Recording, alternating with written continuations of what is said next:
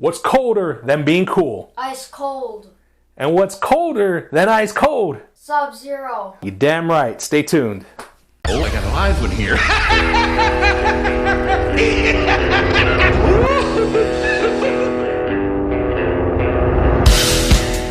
Welcome back, guys. Thank you for tuning in as always. Now, since winter's coming, I decided what more appropriate time than to bust out and review Sub-Zero here. Now, this Sub-Zero is the MKX version, and of course, this statue was produced by PCS Collectibles, and it is the exclusive. So, with the exclusive comes with this ice sword blade. Here we go. Arm pieces, another arm piece.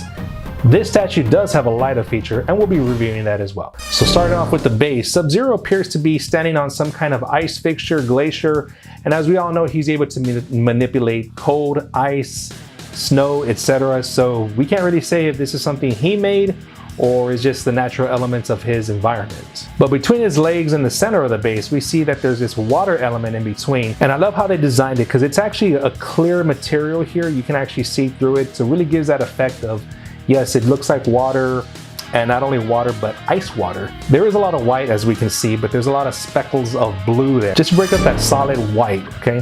Now, I know when people think of snow, they think, well, what other colors besides white can we put in there?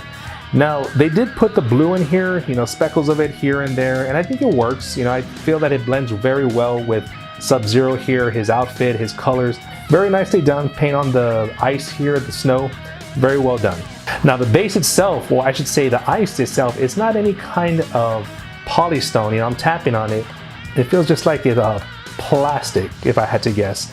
Can't really say what kind of plastic it is, even, and you can feel it more so in the water here, the blue parts. But yeah, you know, so if you do pick this one up, just know that, you know, we got some plastics here. Pretty sturdy, pretty durable though. Now the concept and execution of Sub-Zero here, I feel it's done very well.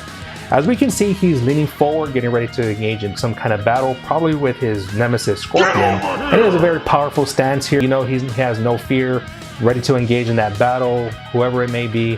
And he has his signature attack going here, which is an ice ball. Somewhat reminds me of Hadouken from Street Fighter, but obviously those are fireballs. We have an ice ball forming here. Now they were very true and accurate with his outfit here. Tons and tons and tons of detail here.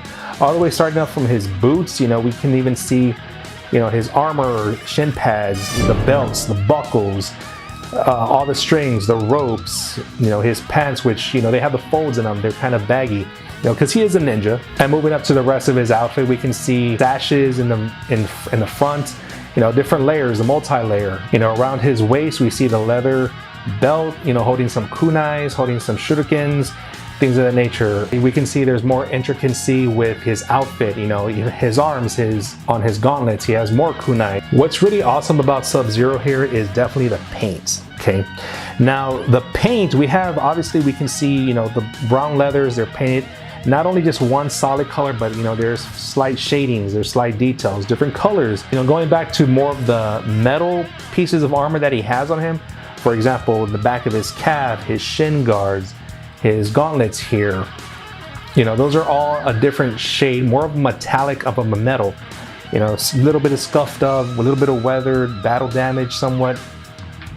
But, you know, I feel that it's a good representation of Sub-Zero here. And, you know, they just captured all of the details very, very well with this one, providing more detail and more complement to the paint job. Where you see his hands here, you know, obviously that's where he's forming the ice ball here. You know, those hands right there, they're just full of ice, full of snow, you know, just very cold, cold, cold. You know, we have a lot of blues in those fingertips. Any other individual, we would think that he has frostbite and these fingers are probably gonna snap off, but no, we know it's Sub-Zero just forming his ice ball, attacking. You know, this is his signature move. And just to compliment again on the paint here with Sub-Zero, we have a lot of different types of paint. We have, you know, our flats, our metallic colors.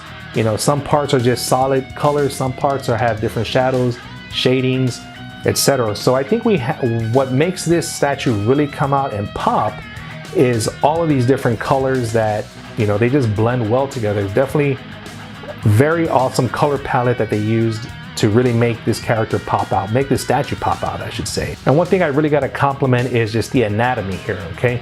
Yes, you know, we don't really see too much of the anatomy itself, it's covered up, but just just a figure, you know, we can see underneath, you know, what this guy looks like, which is he's not too slender, not too built. You know, he's a ninja. He's supposed to be agile, flexible, but at the same time, not just some wimpy guy, you know, who's just skinny and flexible.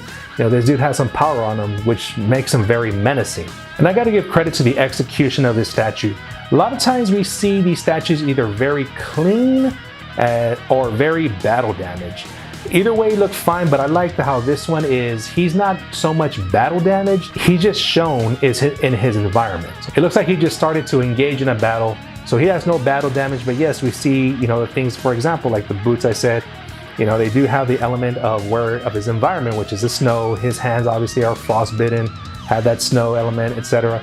But the rest of the outfit is pretty clean. We're used to seeing statues that are either super clean or just battle damaged, completely shredded, etc.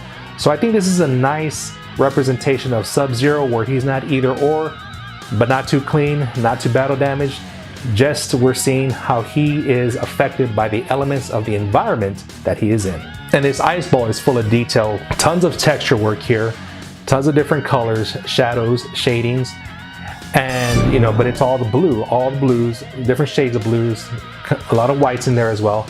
And he's forming this ice ball ready to throw it at somebody. The portrait of Sub-Zero is spot on. Now, I really love that they went with the white out eyes.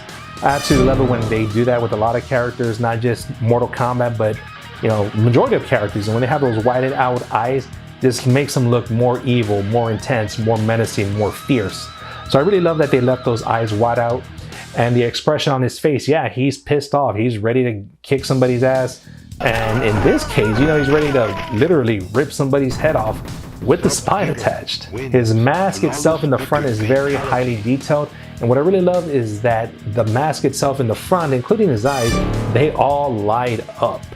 Okay, and I'll be showing that to you right now. All right, guys, so that's him lit up. Okay, I know there's a lot of light here and don't know if it's gonna catch it, but what's lit up here is his eyes, the front of his mask, and the ice ball.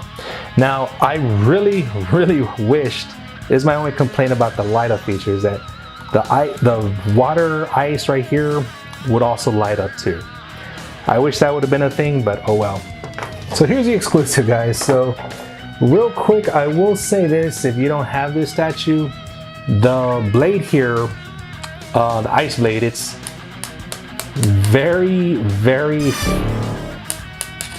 fragile, delicate. I mean, it's obviously a plastic, and I'm tapping it here and you can tell, yeah, this thing could break pretty damn easy. Something I really like, I wish they would have just made it more sturdy, but hey, what can you do, right? All right, and there he is. So no, unfortunately, the blade does not light up. I wish it did.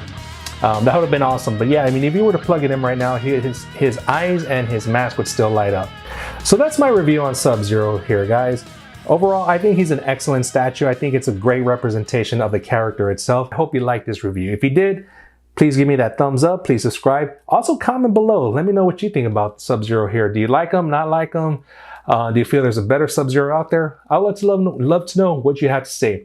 But as always, guys, collect what makes you happy.